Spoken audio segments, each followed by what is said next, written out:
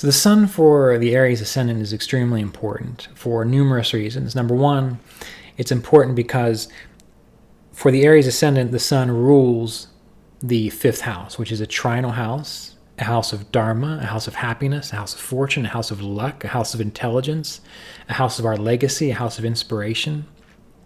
And it's the sun. And when we take these qualities, these ideas of it being the sun, it being the representative of our overall soul nature, as well as it being the ruler of the fifth house and sticking into the first, this tells us a few things. Number one, it tells us that it is very, very, very important for an Aries ascendant to follow their inspirations. And that's typically why Aries individuals often have a lot of inspiration and aspiration. It's not just because it's Aries. We have to remember that these signs, they get their qualities based on how all the other planets are laid out from the signs or from the ascendant. It's not just it's Aries, therefore this. Aries has the qualities it does because Venus rules the second house from Aries. Mercury rules the third, the moon rules the fourth, the sun rules the fifth, and so on. But when the sun is exalted in the first house, this tells us that it is extremely important for an Aries ascendant to follow their inspiration. And anytime an Aries ascendant gets squashed or oppressed or held back, there's going to be a problem within their life that's going to create psychological difficulties. It's going to create problems with their feeling that they're on the right path, they're doing the right thing. And it's going to create problems in regards to their health as well. So for an Aries ascendant to maintain a creative spirit, a happy sense of forward direction, they need to follow their inspiration. In order for an Aries ascendant to feel healthy and alive and like there's a reason to do what they do, they have to follow their inspiration. This all comes from the fact that the sun rules the fifth house and it's exalted in the first house for an Aries ascendant. Now, when we think about it a little more deeply, having the fifth lord exalted in the first, this is what makes the Aries ascendant have the capacity to be extremely lucky. It's also what drives a person to achieve great things that will exist beyond their life, so their legacy. It's also one of those things that shows how children can be very important to the Aries ascendant because it's the fifth lord exalted in the first. So naturally, an Aries ascendant will do well to care for, nurture, and actually take care of, think about their children. And what happens when we have the Aries ascendant not necessarily doing this? Well, this is where we get the warrior or the sailor or the typical Aries type individual who spreads his or her seed, I suppose, and then abandons the children. And that's not what an Aries ascendant is necessarily supposed to be doing. We can also see this by the fact that Jupiter is exalted in the fourth house, and Jupiter is a karaka for children. We haven't got to Jupiter yet, but Jupiter being a karaka for children, being exalted in the fourth house, shows that an Aries ascendant typically does well emotionally if they do attend to care for and nurture their children well. Now back to some other points here. When we think about the sun, this is one of the reasons why Mars, Aries, as the soldier, typically does well when they are following a leader or someone that inspires them. So we can often look at Mars as the soldier or the thief or the farmer or the pillager, whatever it might be. It will play both roles, depending on how the chart is being influenced. But Mars and Aries typically does well when they are underneath or following someone that they respect. So when we have an Aries ascendant, they really truly have to make sure that whoever they work for, whoever they serve under, there has to be respect. If an Aries ascendant cannot respect the person that is the authority figure, that's when the Mars energy turns into rebellion versus doing one's duty. So an Aries ascendant always has to be mindful of the people that they choose to either follow or to serve under. And Aries individuals can serve very well, and they like to serve. For example, Mars also has that generality because he is the general of the celestial army. So he's not the king, he's not the sun, he is the general. He enjoys being in that place of command, but implementing the orders from one's higher nature.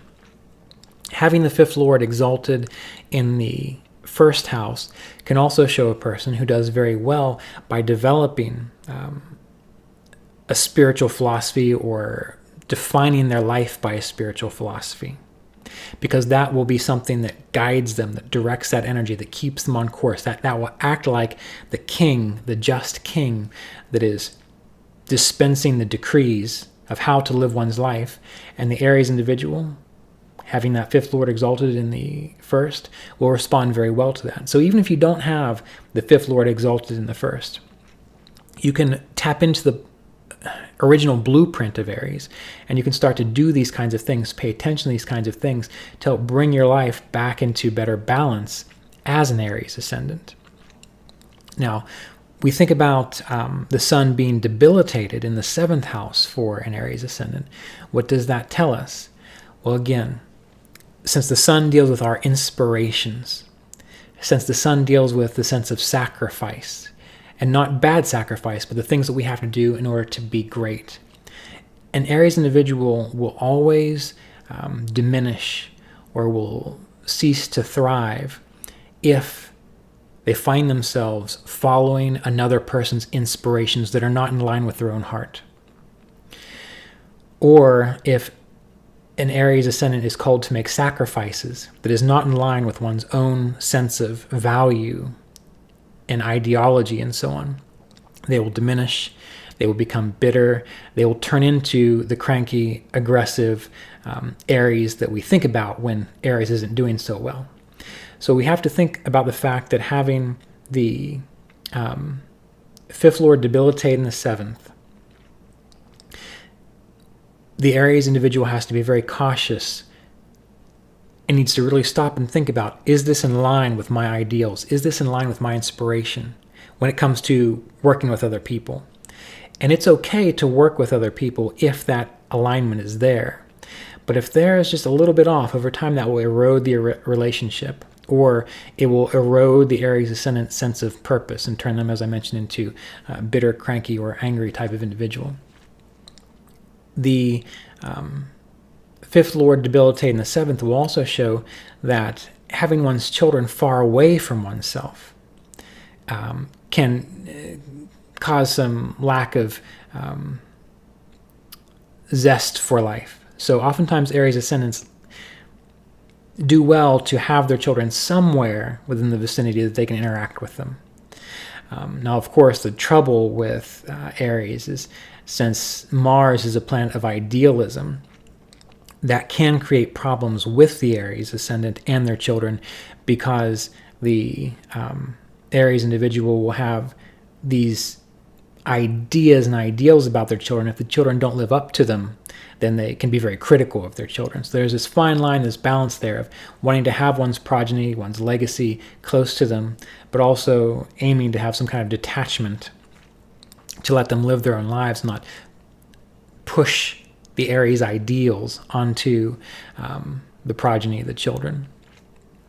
And the final thing about an Aries ascendant with the sun is that an Aries ascendant typically really has to be aware of and conscious of what is going on with their legacy.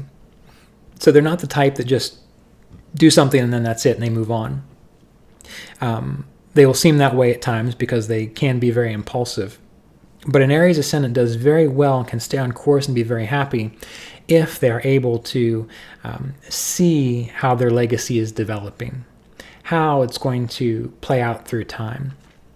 So for an Aries ascendant, even though it is the first sign of the zodiac, there is a sense of impulsiveness and occasional chaotic type of experience due to the fact that Mars is a very energetic and oftentimes erratic planet.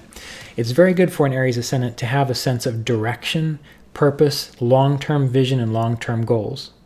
That is why the sun is exalted in the first house, because it's inspiration, it's long-term goals, it's stability. Aries does well with that. That is also why Saturn is exalted in the 10th house, keeping one on one's path, doing one's duty, despite whatever difficulties arise. So we need to weigh the difference between the pure energy of Aries, as most people typically think of it, and then see that there are aspects to Aries that is, in a sense, a more evolved, or the original blueprint of how the Aries type individual is meant to interact with the world. And the sun plays an extremely important role in this regard.